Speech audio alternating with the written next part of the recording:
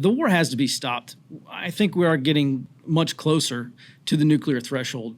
When Zelensky and the Ukrainians say, oh, we're going to go into Crimea, we're going to go and we're going to retake Donbass. Russian doctrine says, hey, 3 cases where we would use nuclear weapons and a violation of Russian territorial integrity is one of them. And so this probably is the case where if the Ukrainians do pose a significant threat to Crimea, then, yeah, I think China would be well within their doctrine to use nuclear weapons. So I think actually this is the case where the war really needs to be stopped. We try really hard at Forward Observer not to be like alarmists and hair on fire, but Max and I are both very concerned that the use of a tactical nuclear weapon in Ukraine to stop a Ukrainian offensive, that could become the first of many. Nuclear weapons of any degree, I think, scare the shit out of people, right? Some cases rightfully so, and some of it's just ignorance they don't understand. On kind of the first part of this, like tactically, do they just shoot one? Hey, let's cover the whole country. Like, how do you think, do they actually go just after Crimea and the Donbass region? Like, I guess if you had to say like, okay, cool, we get to the point where they're like,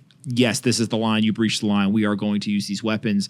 What does that look like from a tactical standpoint? Conventional deployment, yeah, they could put on a rocket or a plane drop a bomb or something like that.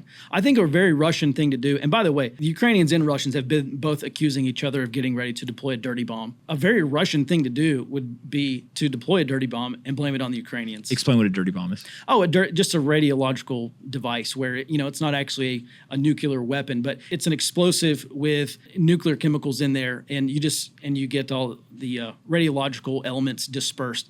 And it's not like a big atomic bomb, but like it kills people.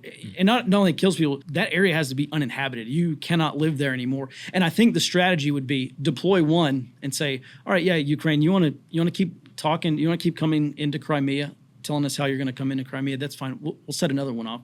So I would hope it's 0, but after that, I hope it's one and done. This is kind of a very escalatory, but maybe how Russia tries to break Ukraine. When that occurs, what do you think the response is? So like the tactical component of, sure, they could drop a bomb, a rocket, whatever. I think actually if I asked the average person on the street in America, they'd say that's how it's going to happen, right? Like they're going to shoot a rocket over and we've got some defense or we're going to do something or whatever.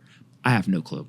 But let's say that there is some escalatory dirty bomb, nuclear weapon, whatever, used by Russia. What is the reaction from NATO and the U.S.? Is that fuck it, game on? We're bringing all hell and fury with us, and like we're going to just take down Putin and Russia, and just not even in the Donbass, Crimea region, but like now we're coming after the whole country? Or do you think it's more measured than that? Mm-hmm. Maybe it depends on delivery. I said rocket, but they could put it on like a short-range ballistic missile or something like that. That's the same thing to the people on the street. You have like General Petraeus come out and say, we're going to wipe the Russians out of Ukraine. We're going to hit every single Russian military facility in Ukraine if Russia does go nuclear. I don't know if Petraeus is the talking head for the White House, or if that's more like his opinion and kind of bravado. I don't know that the U.S. military, frankly, other than maybe an aerial campaign, I just honestly I keep going back to the nuclear thing. They wanted to start this no-fly zone over Ukraine, which by the way I still think is potentially an option here. That may be one U.S. or potential course of action, is to establish a no-fly zone and say, well, if it's violated, then you're going to have to literally fight everybody now.